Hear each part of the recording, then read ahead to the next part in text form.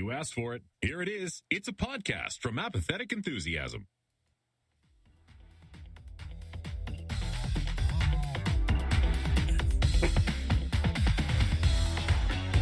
Coming to you live from a world where hats are everywhere. So many hats. We're talking cowboy, backward, sunshade, sombrero, all kinds of them. What kind of hat do you wear? And what podcast do you listen to? Is it Interdimensional RSS? Is it Rick and Morty podcast? Is it? Is it? You do like a kind of like a Woody Woodpecker sort of laugh there at the end. Hey everybody, I'm Travis. Hey everybody, I'm Brandon, and welcome to the show where we talk about all things Rick and Morty. Not just some things, no. That's where we differentiate ourselves from the other Rick and Morty podcasts. What other Rick and Morty podcast? There are none out there. None out there nearly as good and full of handsome men like yours truly, and also Travis. And also, I'm here. So yeah, hi everybody. Welcome to Interdimensional RSS. Happy to be bringing you a brand new episode. Unless you're watching live, you are seeing or hearing this podcast within the month of a brand new season of Rick and Morty. Very exciting stuff. We cannot wait, and we are gearing up. We have a lot of exciting episodes coming up in preparation for season 5. So if you want to make sure that you're catching all of the details, staying attuned to exactly what is happening with this podcast, then you got to be following us on social media. Make sure you're out there on Twitter at Rick and Morty Pod, following us on Facebook, facebook.com/Rick and Morty Podcast. Send us emails, rickandmortypodcast@gmail.com, so we can get your insights, your thoughts, what you're excited about for the upcoming season. Of course, you can follow us on Reddit. rickandmortypodcast.reddit.com is our subreddit. We also are all over posting on rickandmorty.reddit.com. Some moderator apparently is affiliated with the podcast now. It's weird. We won't get into that, Brandon. We might get into it in the episode. And then finally, you can check out all of our episodes on our website, rickandmortypod.com. As I mentioned, we are streaming live on twitch.tv/apathetic enthusiasm. You can also catch video versions of the podcast over at youtube.com/apathetic enthusiasm. We have a Patreon, patreon.com/apathetic enthusiasm. You can donate over there. Brandon and I plan on recording some special Patreon exclusives for the good folks over at Patreon. So we will give you more information about that over on the Patreon website. And then you can get like t-shirts and stuff with our logo on it. Go to TeePublic, apatheticenthusiasm.com/shop is a way to get those. And I think that's all the links. I think that's all of the things that people need. That is all the links. Good news about our TeePublic site, Travis. I did go in there. I rearranged some stuff, and I uploaded a couple of more designs that we have out there. So for our actual Apathetic Enthusiasm, the green little one that you made a little while back. I also added rounding the bases logo on there, just for shits and grins. Keeping it in the network. Keeping it classy. They still haven't fully agreed to that, but I'm producing them, so what are you gonna tell me? Tell me now. You can just hold their episodes hostage until they pay up. Be like, well, it's not gonna hit the Apple Podcasts application unless I start seeing those greenbacks. That's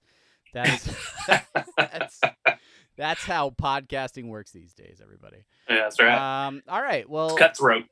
Brandon, I just want to let folks know, if they're watching the video version, there's an end in sight. This is not the final form for streaming Brandon. We are very close to Brandon getting actual internet at his house, correct? Oh gosh, yes. If my hope is accurate this time around, Wednesday of this week, June 2nd, I will have actual gigablast internet in my house, which means for our video listeners, you hear crappy audio from my end. Audio listeners, you hear crappy audio from a different microphone.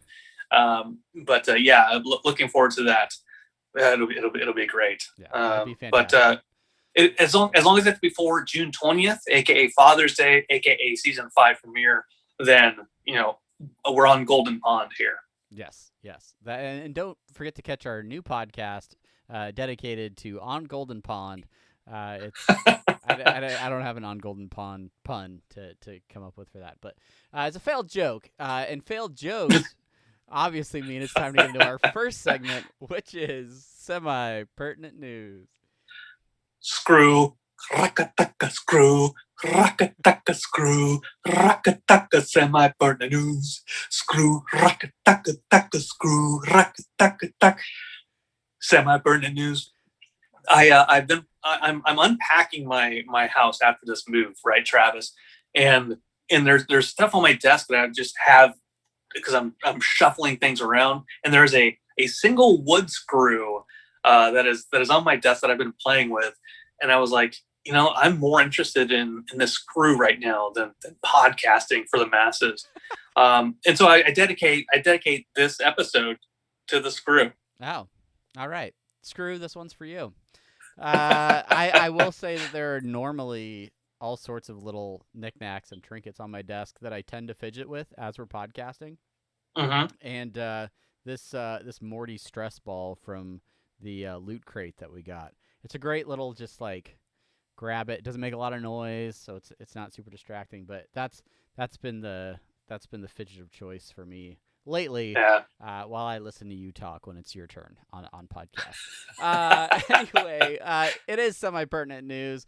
We have one major news story to discuss, and it's not hard-hitting, late-breaking news because in traditional Rick and Morty fashion, they always drop huge announcements immediately after we release an episode. So yeah, and I no rhyme or reason about it. We record every Monday, basically, right? And then Tuesday we will release the episode.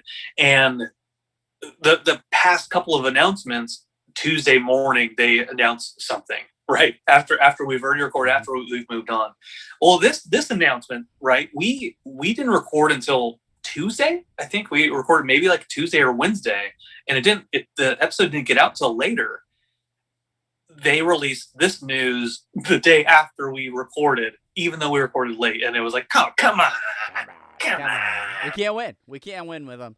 But of course, the news that we're speaking of is we have confirmed episode titles. That's right. Every episode in season 5, the titles have been shared. They shared a cool video with Rick hiding out in that like crawl space underneath the house on the tiny planet. Dating back to like, what is that? The season finale of season 2? Season 2 finale. Yeah. Right before Rick goes and turns himself in. So he's sitting down there. He's all sad looking, and now he has all of these floating episode titles all around him.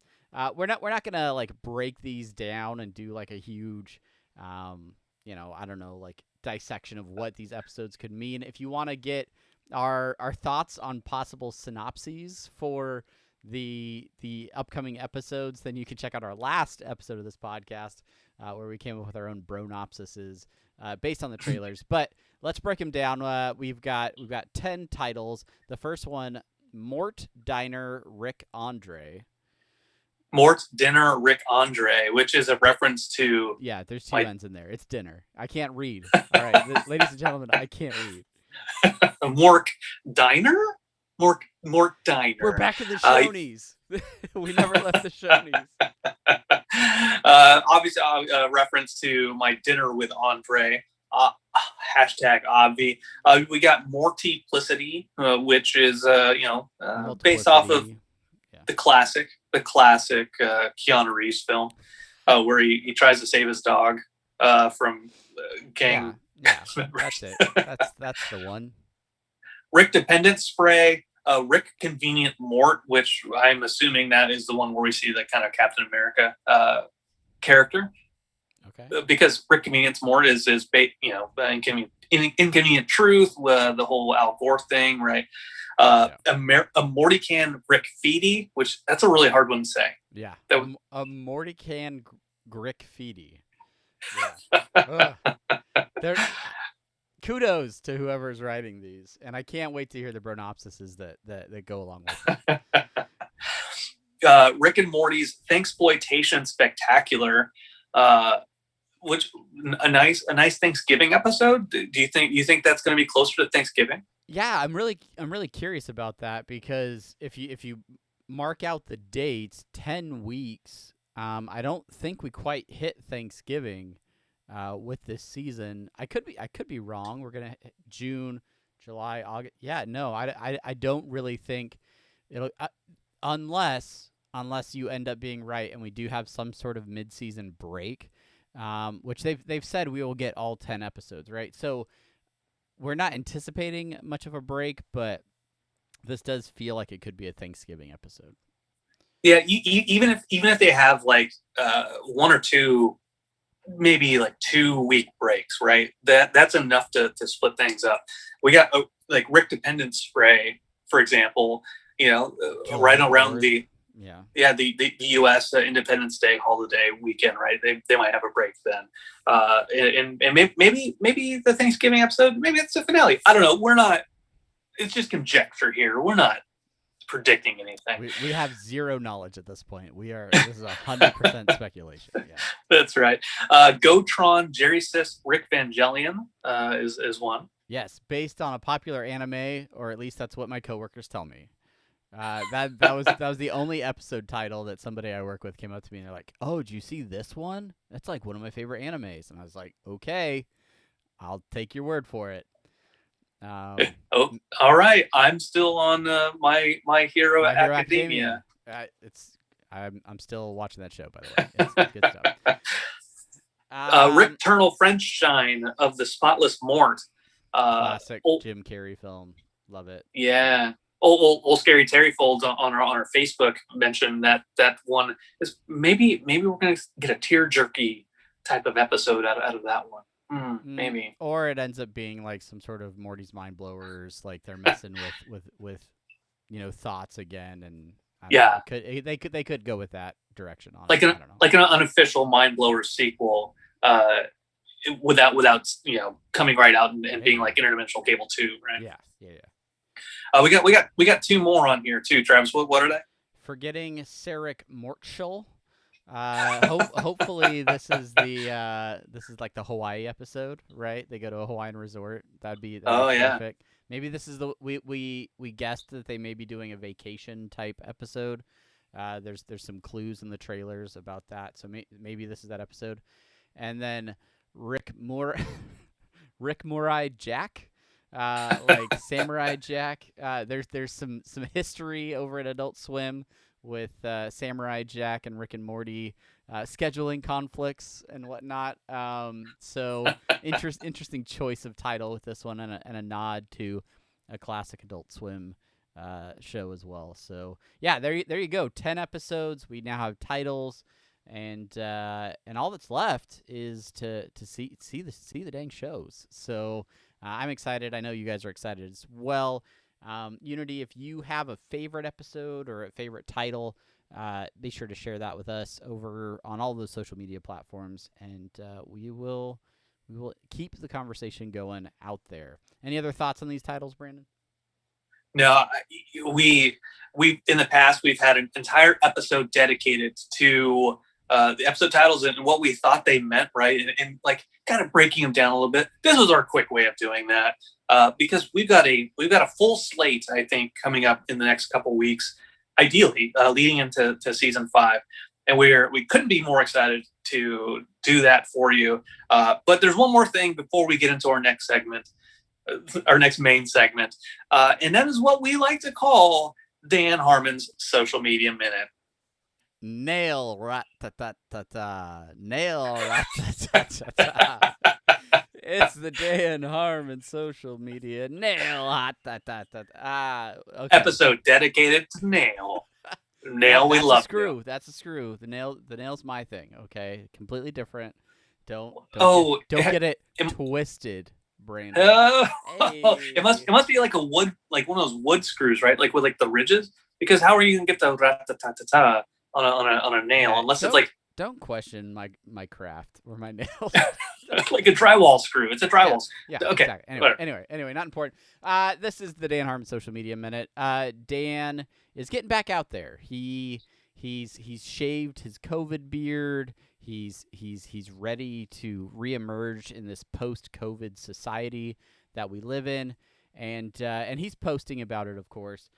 So he and his fiance, Cody Heller, were out and about, and he posted this picture. It's a picture of Cody off in the corner, and the caption is, "I'm gonna go over there and fart." And he tags Normal Heller, his fiance. Nothing too crazy. Shout out, calling his lady out about a little public flatulence. But what stood out to me was the location of this photo, because I immediately was like, that looks familiar. Something about this seems very familiar to me. And then I saw a Pacific Wharf trash can, a Bowden Bakery tour thing like on the other side, and I realized this is at a Disney theme park. Sure enough, I look at the location tag, and this was sent from Disney California Adventure Park. Dan does Disney, so they apparently after, yeah, I said it. Apparently after Disneyland finally reopened after over a year of being closed due to California's COVID regulations, they decided to get out and go check out Disney California Adventure, and I'm excited for them. I love me some Disneyland, and so that's why I picked this particular, that, and he just really hasn't posted much in the last couple of weeks. I'm sure he's very busy, but yeah, it's true. Yeah. It's true. He hasn't posted much because I went on Instagram just to kind of gauge what he's been up to, and mostly because I kept seeing. I think you may have mentioned that to me a couple days ago. That he was at Disneyland. And it just happened to be that Rob Schraub was posting a bunch of stuff on Instagram with him and Dan as well, and Cody and Rob's SO, right, significant other. One where they're on like a roller coaster, and it's all of them screaming, and it's like set to music. It's fun. You and I will do competing segments. I'll do the Schraub. You do the Harmon. A Schraub Social Media Minute, or is that we'll have competing segments. I think this is already excessive as it is, but anyway, you can go out to Dan's social media, and you can now fart in the same place that Dan's fiance has farted. So make sure to check that out over on Dan's Instagram at Dan Harmon. And that's it for the Social Media Minute. Oh yeah, that was great. We did a good job on that one, Travis. I gotta commend us for both just knocking that one out of the theme park. Hey. All right, ladies and gentlemen. That is gonna do it for semi-pertinent news. If you see any sort of Rick and Morty adjacent news out on the interweb that you think we should feature in an upcoming episode, make sure to share that with us, and we will always give you credit. As long as we can remember who sent it to us. But yeah, we appreciate everybody that sends us little bits of news. Oh my God! Travis, you know what we didn't do yet? Oh my gosh! I'm so sorry, everybody. Segment that you've been moving. What? Did we have news that we didn't cover, Brandon? No, it's not news. It is the thing that I like to call the subreddit post of the week. I tried to keep that in there, and I forgot about it. But good news, I've got it figured out. Built on the fly. This last week, there is a post that came out. It has 13,000 upvotes. Posted by Hi Kitty 1. The title says Innocent, and it is a picture of Death Crystal Morty. He's in the court, and he's talking to the judge, and the judge asks, "Is there anything you want to say for yourself?" Death Crystal Morty says, "Reddit said I'm not the asshole," and the judge says, "He's innocent. Case dismissed." That's it. That's it. With one user report that says low effort. I want to commend you, Hi Kitty One, for having the Reddit post of the week. Hat tip to you. Yay! Tip. All right. That's enough of this nonsense. It is now time to get into the reason you're all here. It's time for the main thing. It's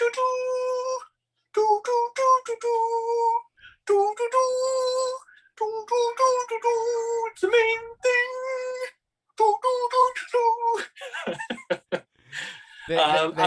They always go on just a little bit longer than I expect them to. What jumped out of my head was the Scorpions' "Wind of Change," right? Which is do do do do do do do do. Which is a great song, but it's like a whistling thing, but I didn't want to whistle into the microphone because it ends up being like, ooh, it's like in a wind tunnel. So instead I did like a half-assed Wind of Change, which just changed some notes. And that is my process, everybody. That is the process that I go through creativity wise. But today we're talking to folks who are actually creative. We had a chance to hit up again the folks who wrote and drew a Rick and Morty comic. We're talking about Alex Spearer and Fred Stressing, who did the Bird Person #1. We had them on for an interview last year. We have them back this year for their debut of Rick's new hat. It's great. Yeah, it is the crossover event, the faux crossover event of the summer. The biggest thing to happen in comic books, arguably, this year, maybe in the decade. And they're a ton of fun to talk to. The guys know their comics. They love this stuff. So yeah, without any further ado, here is our interview with Alex and Fred.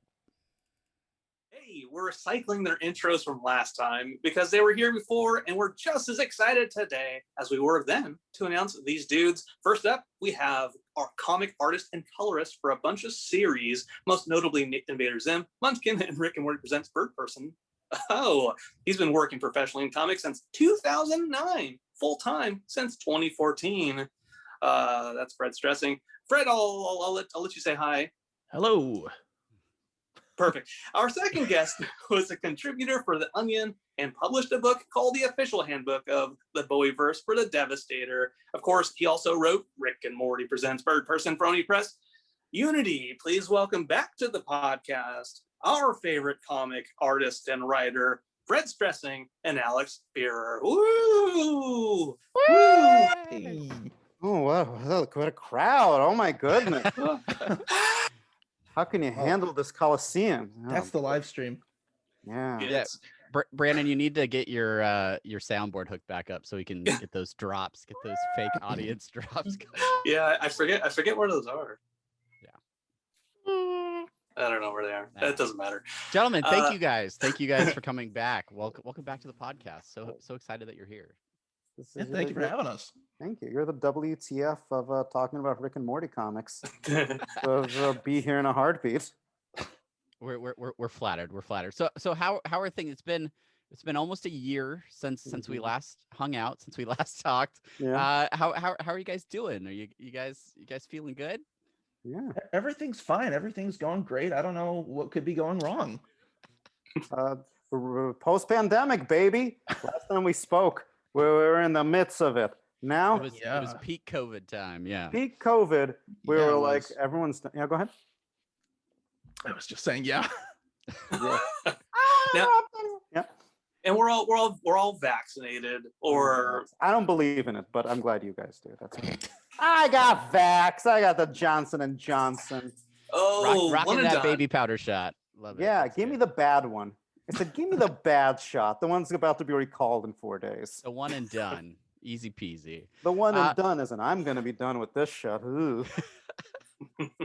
Well, since we last spoke, we actually talked to you guys before Bird Person #1 was released. The amazing comic Bird Person. How how do you guys feel like since Bird Person came out? Like, are you guys? I mean, obviously, you guys have a new comic coming out, Rick's New Hat. But like, how do you guys feel about the like how Bird Person was received? I never want to drop anyone. People loved it. It sold really well. I'm very happy. We got another Rick and Morty series. I'm working with Fred now, which is the best thing I got out of Bird Person. Is I met Fred, and we're working on like cool indie stuff. And people liked it. People reached out to us, especially because Rick kissed Bird Person, and that's the highest compliment you can get. Is if you get the excited that Rick kissed Bird Person crowd. I mean, absolutely. It's been really positive, especially the Rick Kids Bird Person crowd. Yes. No, it's been good. It's been really great. And it is very exciting. Like Alex said, we're working on some indie stuff in addition since we met up on Bird Person, which is pretty exciting. Yeah. But I'm not here to talk about that. I'm not here to talk about that. No, Rick's New Hat. Shit of it. Yeah. Yes, Rick's New Hat, the Rick's New exciting Hat. new, really the biggest comic event of 2021, I believe. Absolutely. That's what I've read online. What's Heroes Reborn? What the fuck is that? Fucking Jason Aaron Marvel shit? I don't know what that is. I know Rick's got a new hat. That's right, and Yeah. that new hat will be in comic shops June 2nd. So tell us just a little like quick synopsis. Like Rick gets a new hat. That's pretty much it, right? I think that's all anyone needs to know. Okay. Right? Fred, Yeah, do you have anything basically. else you got to add? I mean, he gets a new hat. Yeah, no, basically Yes, that. he gets a new hat. I'm sold. Yeah. And so we all know that clothes are a huge part of Rick's life. What drove you to focus on his signature and beloved hat? The famous hat. In the season premiere of season 3, you will notice Rick tells the Groflamite who gets into his head that he has tentative plans to buy a new hat. Oh. Is that the origins of this idea? Is that the I'm going to Is be that- honest with you. No. But my brother was rewatching Rick and Morty and he took a photo of it. Like, is this what inspired it? So I'm going to say yes. See, I'm a storyteller. I take the mythology, and Rick and Morty are our modern gods. They are our modern legends. When Rick says in season 3, episode 1, I have tentative plans to buy a new hat, I have to tell that story. No, I wanted to see the goofiest pitch I could do. And then I had the idea like a fake crossover would be kind of funny because I love doing Rick and Morty Presents where you like focus on the side characters. And it's like, Yeah. because like when I got to pitch a new series, I was like, I don't want to like do this, but it is also like, I want to keep writing Bird Person kind of, but I shouldn't. Because it's like, you shouldn't like keep going to that well if you have an opportunity to like diversify. But it's like, I would love it if I would be so happy if the Rick and Morty characters could be like the Marvel universe. Like, because I like these characters so much. I like writing them so much. That if like Bird Person could just have his own series that crosses over with like Morty's series, that would be so great. And I thought like, I'm just gonna make this happen because that's like an idea I enjoy. So when you talk about like a faux crossover, you talk about it this being a faux crossover event. Is that sort of like your inspiration? Is all these different like Rick and Morty Presents one-off sort of characters, like bringing them all together in a storyline that they may not necessarily like have made sense in the past to interact with each other? Yeah, a little bit of it, but a big thing is also just like I'm a massive fan of Grant Morrison, and I think as anyone is who enjoys books with pictures and the pictures are put in an order. And a big thing that he does that I think is genius, he and Alan Moore especially, is they try to imitate the writing of what is inherently junk writing. Like Grant Morrison, he will take the dialogue straight out of like a 50s comic book and put it into like a gothic horror story. Alan Moore will straight up just like imitate like Flip the Frog cartoons, like things like not even good enough to be Mickey Mouse, or like to be remembered honestly by most people, and like do it. And I always thought like it's so interesting because like crossovers inherently have such a specific way those stories are told. And that is to say, usually it's everything but the kitchen sink. But if you don't read the spin-offs, you're always getting half a story. And they're always collected in trade paperbacks without the spin-offs. So usually you are always reading half the story. You are always reading half the story with a crossover, and I thought like it's such a unique and funny thing. And Rick and Morty, by its nature, parodies like what it kind of gets into. So I thought like it would be so fun to just like tell half a Rick and Morty story. The biggest inspiration, I will say this, was do you guys? I know Fred does, but have you guys read Grant Morrison's Animal Man? I have I not. haven't, No. no. Mm-mm. It's excellent. It's Oh, very. I highly recommend Animal Man. Making the Animal- notes right now. No, Animal it's- Man might be one of the best work. Fred, you can jump in, by the way. And, Oh yeah, no, I don't want to cut you off. I don't want to. I'm a loud guy. But yeah, Animal Man, one of my favorite graphic novels. And Grant Morrison is doing his genius thing through it. And randomly, I always think about it. There are 2 issues that I think tie into Hawk World. This event where like the Thanagarians, like Hawkwoman's people, Oh yeah, are yeah. invading Earth. Yeah, and there is like Animal Man's thing is that he has to, it's pure Grant Morrison. If you've seen Doom Patrol, like his style. Animal Man has to defuse a bomb created by a poet, and he has to just like think of like the most miserable thing in the world. It's something like that, and it ends with just like the Shaggy Dog absurdist ending with Hawkman as an ally. Comes and press a button on it. But I always remember it's just like Grant Morrison did his thing in the spinoff, and all of a sudden reading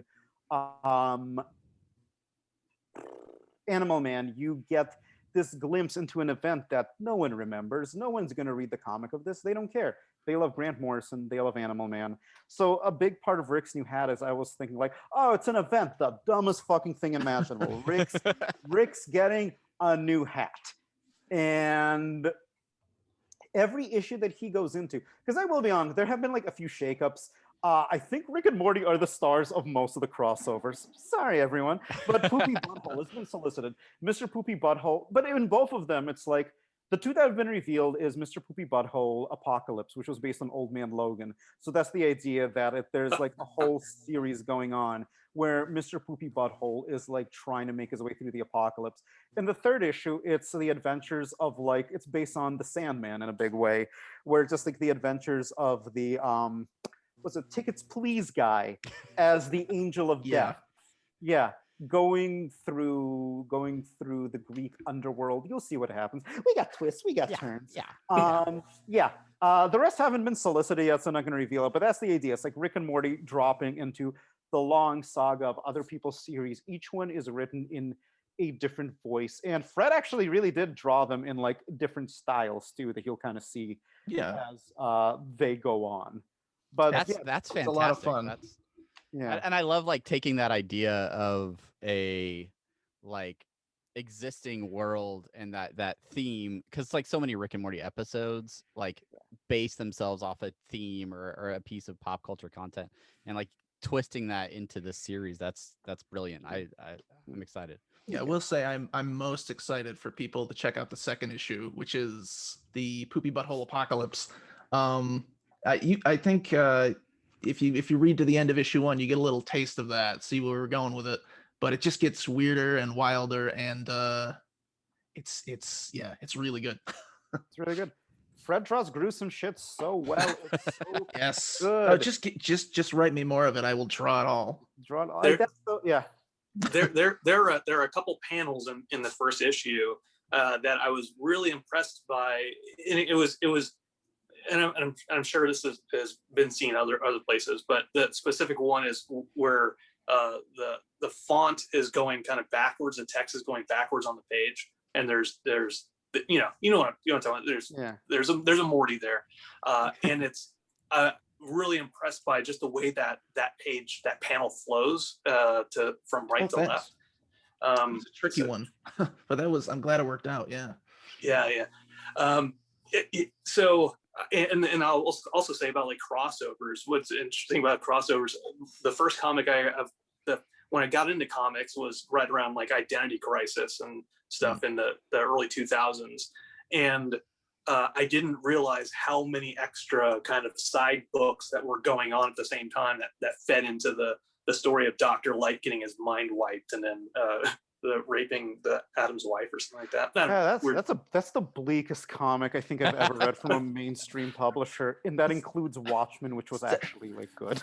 It's definitely the bleakest crossover event. It's the bleakest book. Yes, they're Jesus. going. It's the bleakest book you imagine you'll ever see like Satana in or whatever the fuck. Like, Yes.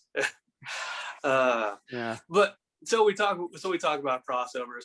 That Identity Crisis makes me excited about what we're going to see in Rick's new hat. Yeah. Yeah. So you said you wanted to pitch the craziest idea, this Rick's new hat, right? Did you pitch the idea with Fred in mind already? Like, were you guys collaborating on this early on? I asked for Fred, and I got Fred, so that's cool. Yeah. He was telling me about stuff he was pitching, and I was like, "Hey, that's really cool. It'd be cool if I got to do this." And then they asked me. Yeah. I like working. We were working on some other projects at the same time that we were trying to get moving, but then they got in touch with me about this, and I'm like, "Oh, absolutely, definitely, I'm there." Yeah. Yeah. Look, I love working with Fred and I love talking to Fred.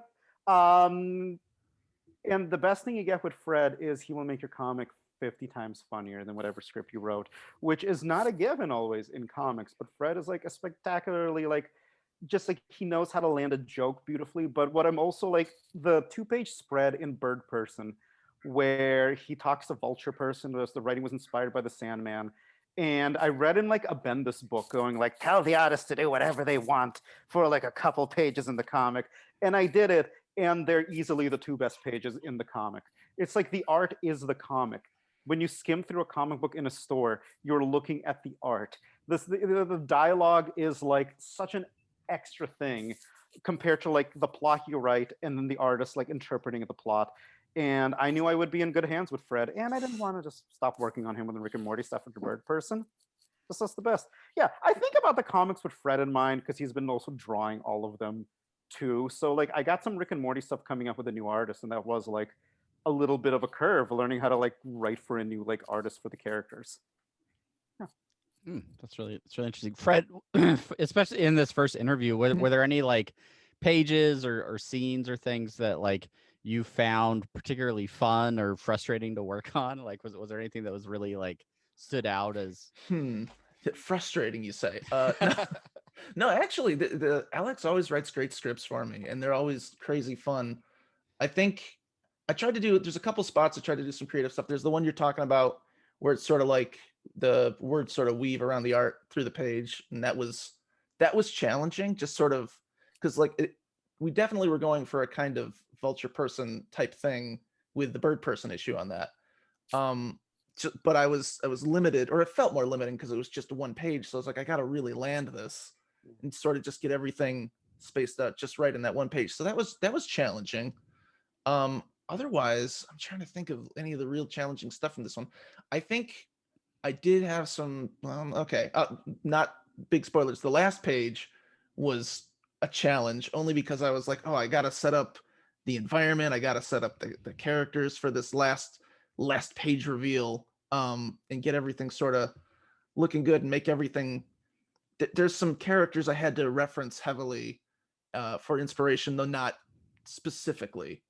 You'll see what I mean when you read it. And that was maybe the biggest challenge. But I just also would like to shout out real quick Andrew Dalhouse. Oh yes, doing amazing colors on this series. He's just killing it. And that last page has some of my favorite colors. Just gross weirdness. It's really, really great. It makes me super excited for the next issue because the way that you guys set it up for the next issue, it's the next issue it's phenomenal. It's real weird and goopy. real disgusting. Mm-hmm. Man, shout out to Fred's comic specific Cronenbergs. You see them in the show. They can be just a little lumpy. You know, it's animation. You can't make them too detailed. Comic book. Oh, veins all over every piece of skin. That's what I'm. Whatever. Read the solicit for issue 2. You'll know what we're talking. That's fair. You know what? That's fair. Yeah, it's a lot of Cronenbergs. Cronenbergs. Yeah. So many Cronenbergs. Yeah. You go from the show to reference like kind of like the style of how they've done their Cronenbergs, and then you don't want to copy it out you don't want to copy it, but you want it to be an homage to it at the very least. So I imagine that was, I'm not an artist, so I can imagine it's difficult to try to get the style, but not copy it outright. That was challenging, and then I had to sort of just like try some out first before I could really nail down like, oh, this is how I want to do them. This is how weird I want to make them. It's an interesting challenge because you want to make them weird and mutant and blobby and a little bit like you want to see that, oh, they were human once, but you also want them to be distinctly non-human. So it's kind of, and not just look like any other Rick and Morty alien on another planet or something, because that can be a challenge too, because you want it to be visually distinct. Like I know in the beginning of this, there's a sequence on another planet with some different alien creatures around. There's a lot of alien creatures in this, and I referenced some, but then there's others I'm just like making up, and I'm glad to say, to my eye anyway, most of them look visually distinct enough from the Cronenbergs that you see the Cronenbergs and you go, oh yeah, Cronenbergs, and these guys are aliens. Got it. Yeah. Well, one thing that you did, like Annie and I were looking over it yesterday before we sent you guys the PDF, and we noticed like there's a lady Cronenberg with like long eyelashes, and that's like kind of cool. That's like the thing is like she wore makeup as a human being. She's not gonna give it up after the mutation, and that's like the nice little human touch to all of these. They all look as neurotic and weird as people. You nailed that wonderfully. Oh, thank you. I wanted to ask a question. Talking about working with Fred and Alex, working together. Obviously, there's other collaborations going on that is not this issue, this series. What kind of things have you learned from each other that have made it easier, kind of going into Rick's new hat? I'm going to start off on this one, if that's cool. I think one of the big things has been, and this is unique to working with Alex for me, is that we've been very communicative during the whole process of writing. Well, he writes it and then I draw it, and I'll sort of send pages as I finish them, and I'll be like, how's this? What's that? Any notes? Any ideas? And he'll like write things and be like, how does this joke work now with this? Like little tweaks and stuff as the issue continues. And so I haven't had that experience with any other writers I've worked with, really. It's been mostly like, here's your script, I'll talk to you later. And you're like, oh, okay, cool. And that can be kind of nice because there are some writers who are excessively hands-on. But Alex is like great to work with, and the jokes are great. And the writing is like, it's so funny. And it's just a pleasure to work on all the time. And the collaboration, it makes it feel more exciting and a lot less like I'm working in a void, which is one of the things about comics that can be extremely frustrating, is just sending out pages and wondering if anybody even saw them. Was that with Bird Person, when we talk to you guys for Bird Person, more of that has gone on since that initial time, right? Yeah. So okay. That blossoming of the working relationship. Yeah, no, absolutely. It's been really good just since Bird Person, because we did very much that since Bird Person, and just the back and forth, and it's really nice. And then if there's something I'm like, hey, I know it says to do this in the script, I have a visual idea, I'm gonna do something a little different. Does this work? Does that work? And we get to like hammer that out and make honestly a stronger comic just with the communication. I'm gonna tear up. That was really nice. I'm tearing up a little bit. That was really sweet. I mean it. Yeah, same thing. Communication is what's key to, I think, a good kind of comic book, or just honestly any creative project. I wish I could even communicate more with like the colors and the letter and stuff. That's how you get good stuff. The biggest thing I learned from Fred is so good. I can challenge, because sometimes it's like working with a new artist or a new actor or anything, like a new collaborator as a writer. You don't want to annoy them with like material that like they don't want to do or anything like that. Talking to Fred has been good, but also the biggest thing is like Fred is a very good artist and he's up for a challenge. We have so many like experimental techniques happening in every issue. We got, I don't look, this is not a spoiler. We have a Fumetti comic coming up in issue 4, which is the Italian photo comic technique. So we're gonna have some fucking real world shit. And the cool thing, and like as a writer, you're so used to like, you know, you're usually like a cog in like a weirder machine. I'm sure artists are too, for someone with like a bunch of money. Money. But yeah, no, Fred really taught me like I can challenge him. I can push myself as a writer if I have like a crazy idea, run it by him. And also, I remember Fred was like, "Oh, does Alex have any notes?" Like, give him notes. I never have any notes because, like, unless it is like, unless I have like a gag idea or something like that. Because I really view like the artist is the comic, the artist is the book, the writer. Unless you're like Alan Moore or something, and the speech balloons take up half the page or whatever. The artist is like, I always view that as like, if it's a movie, it's the director. They choose the shot, they choose the mood. And when you're like a 12-year-old looking for a comic book and you're flipping through it, the art is the thing. Well, Alan Fred's a good guy. That's what I learned from looking. I'm gonna tear up. Yeah.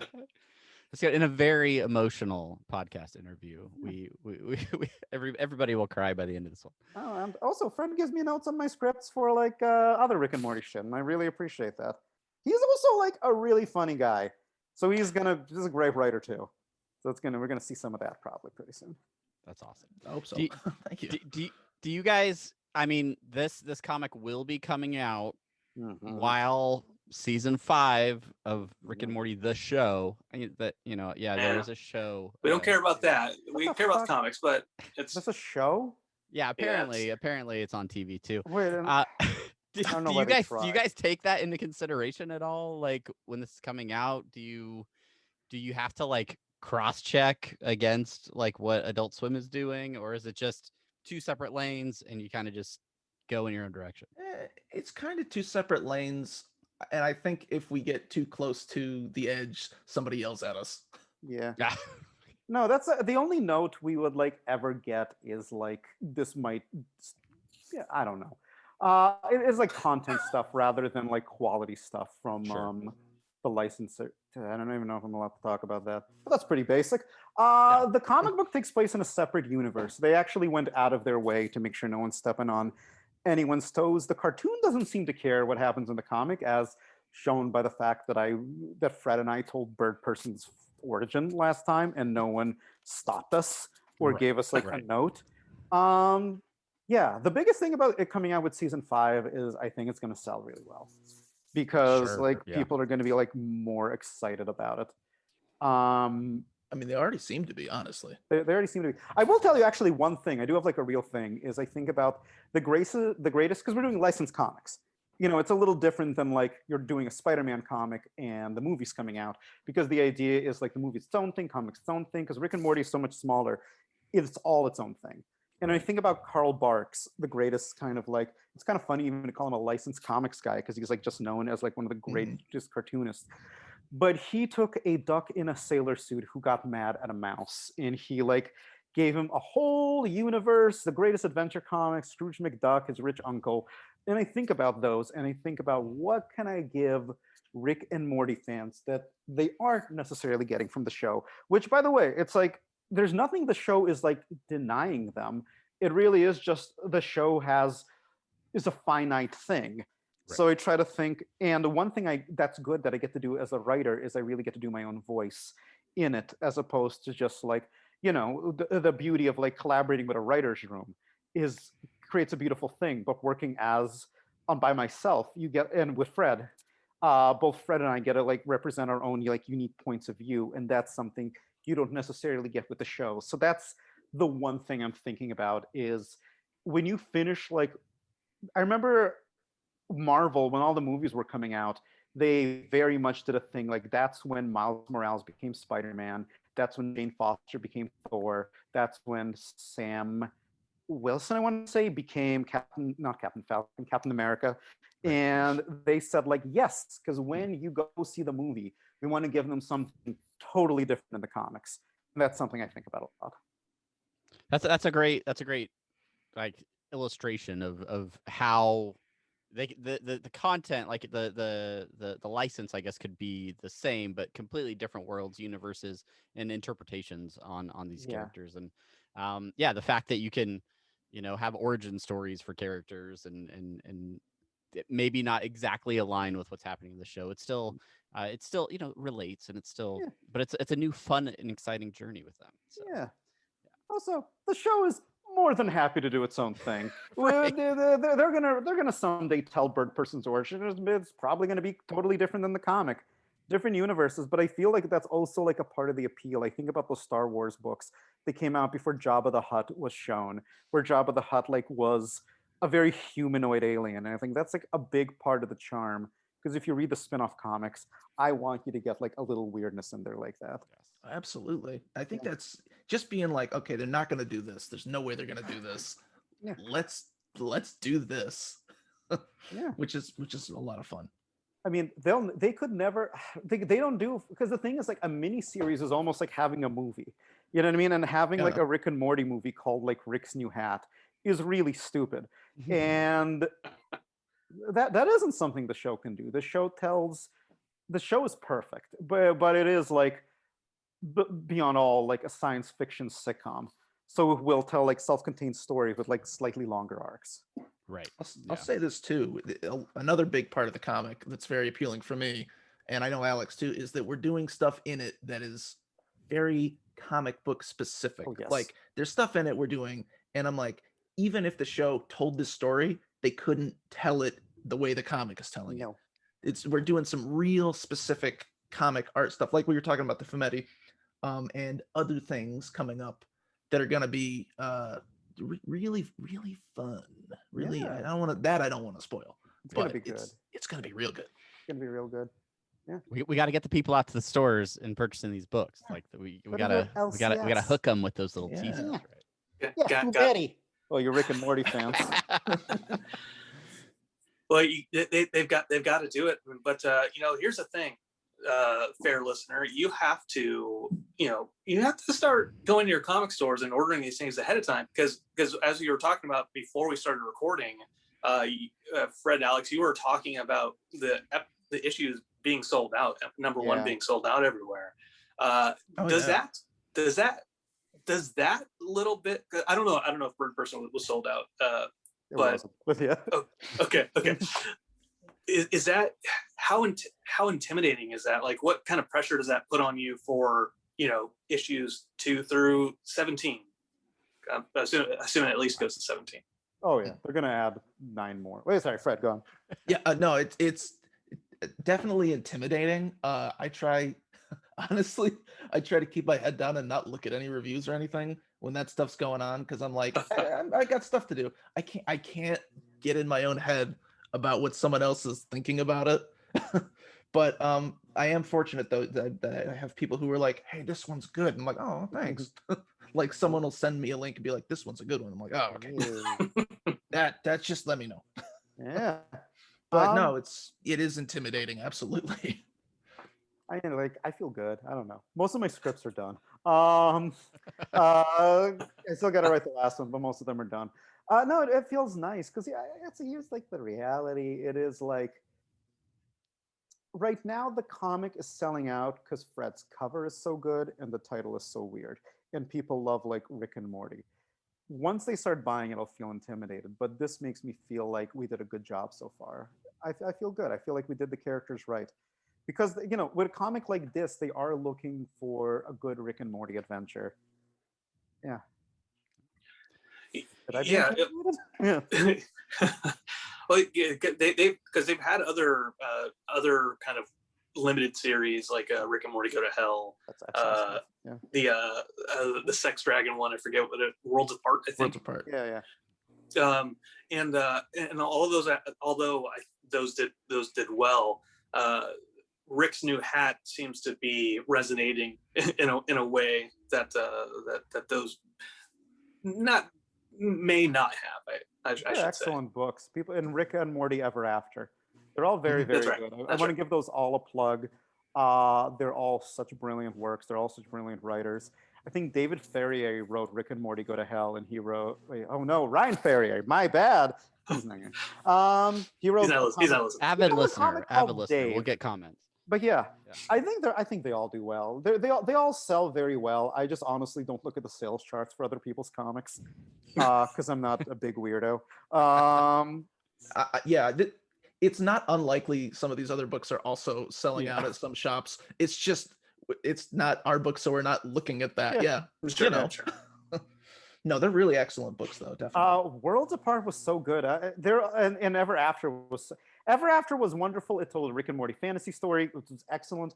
Morty Worlds Apart, I want to give a plug because they pulled a character because a lot of this, like I've been writing Rick and Morty for the comics, a lot of it is like which existing characters do you want to pull?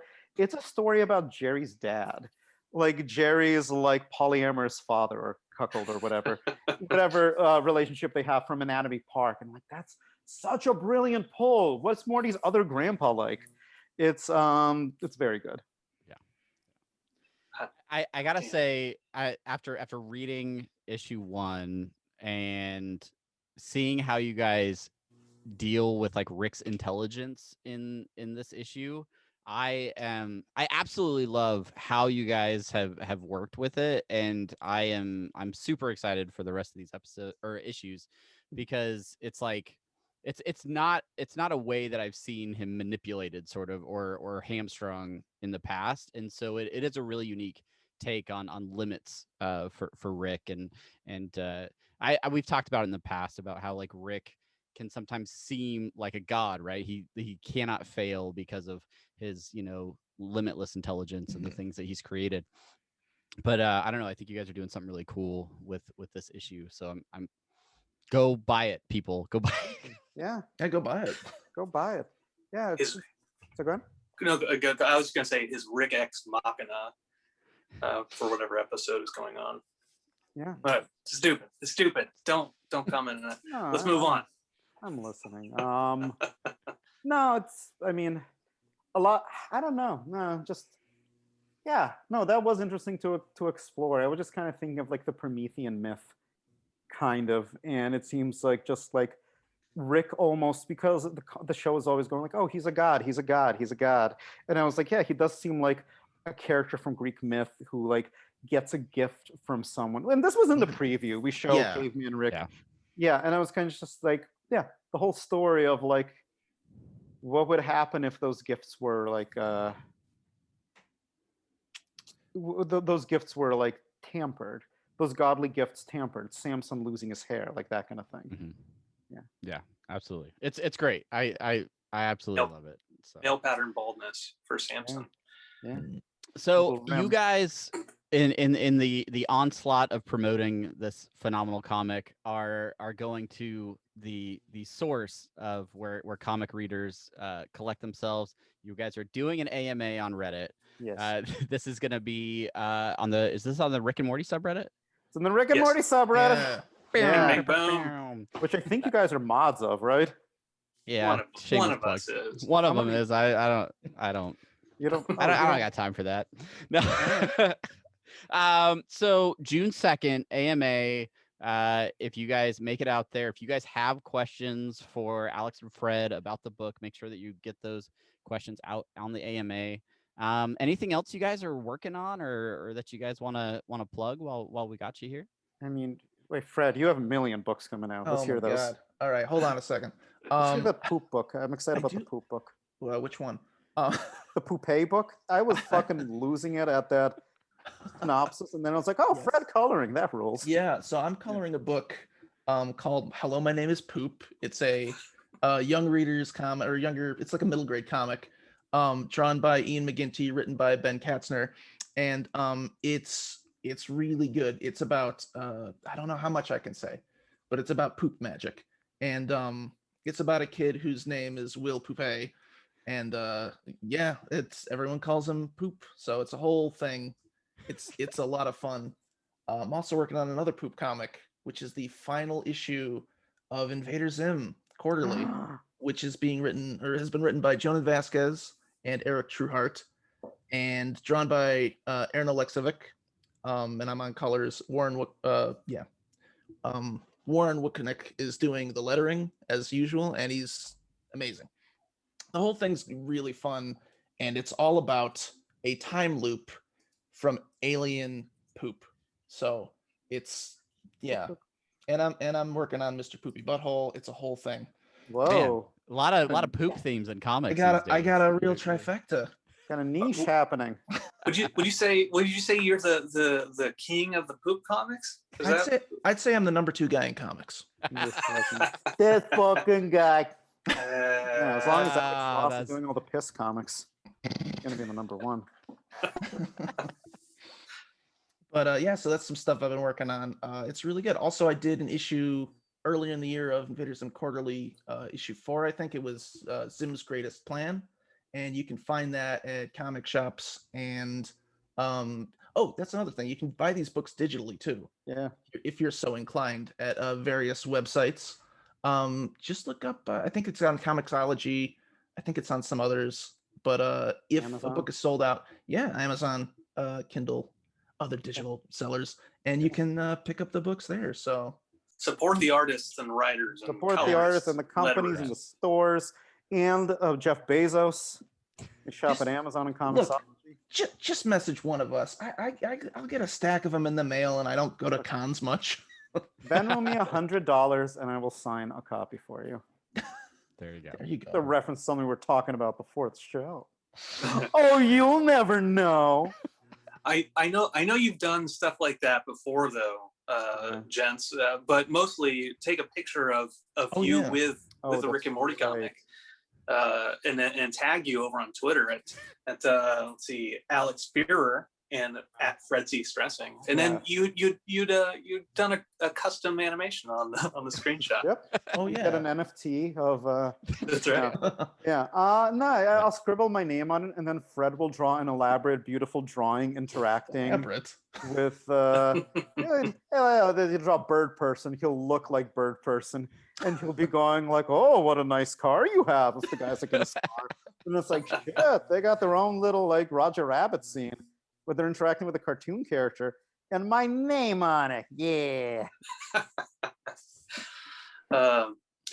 Alex, last thing I want to ask you.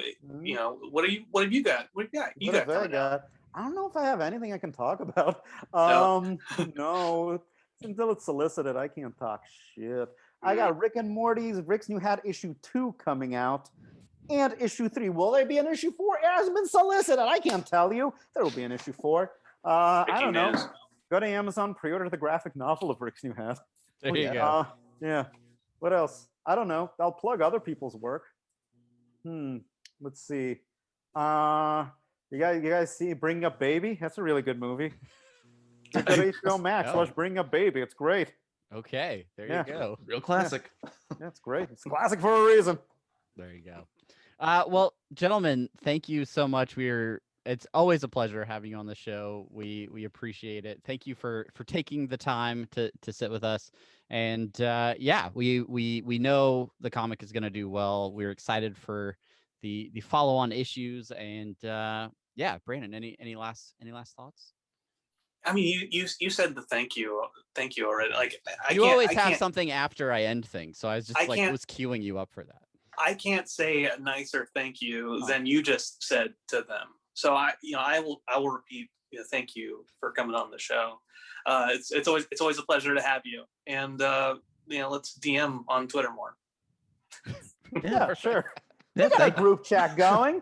Thank you for having us. Thank yous all around. Yeah, thanks, folks. Yes. Hey, what a crown, what an achievement. When I got a Rick and Morty product coming out, I gotta go on the Rick and Morty podcast. What a treat.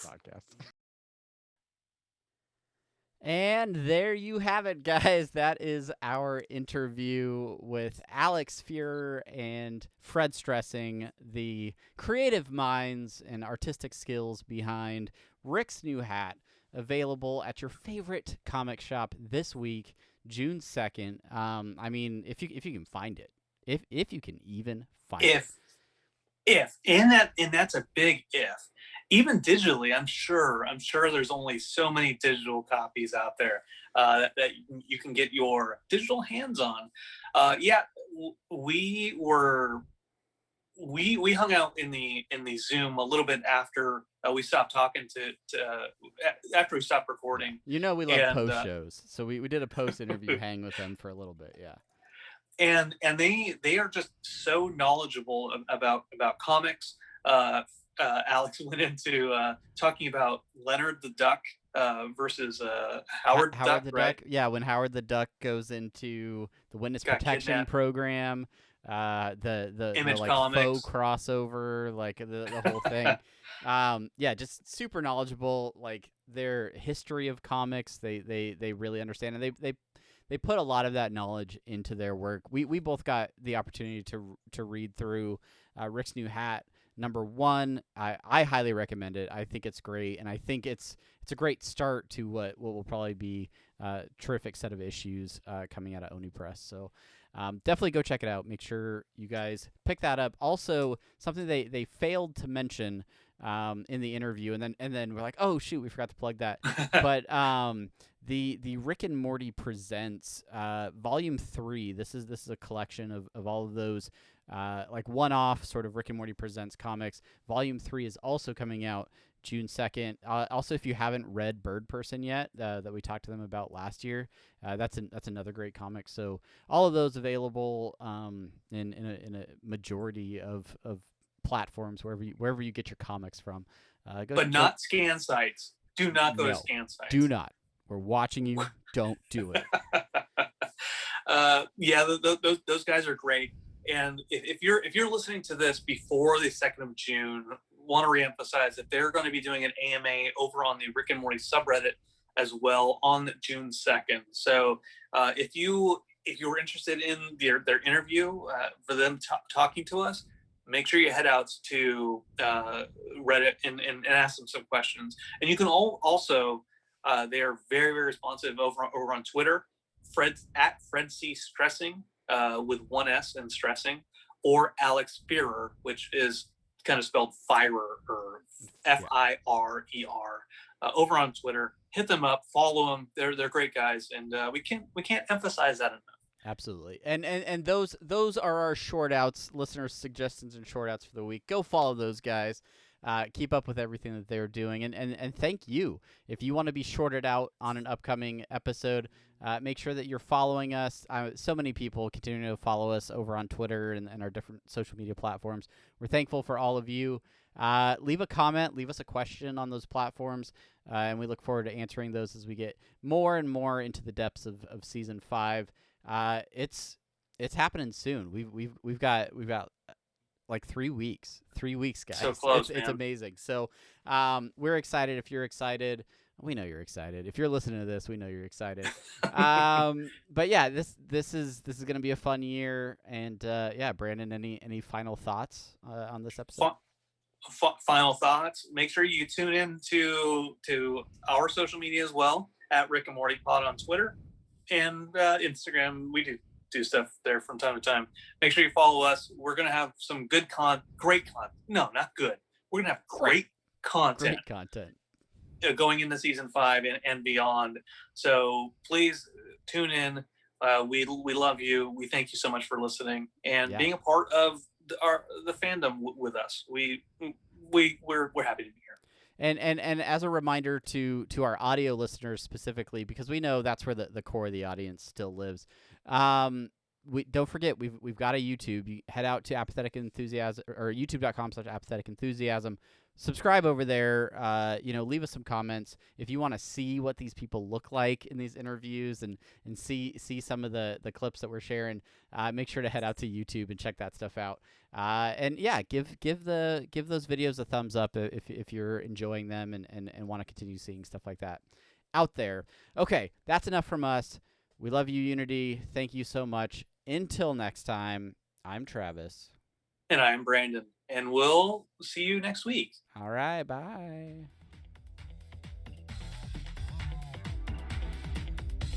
Bye, I said bye. We got to wait for the music. It's a rule. Oh, it's a rule, Brandon. I hate this place. I hate everybody who listens to this. We love you. Stop it. Just kidding. All right, bye. Just kidding. Bye.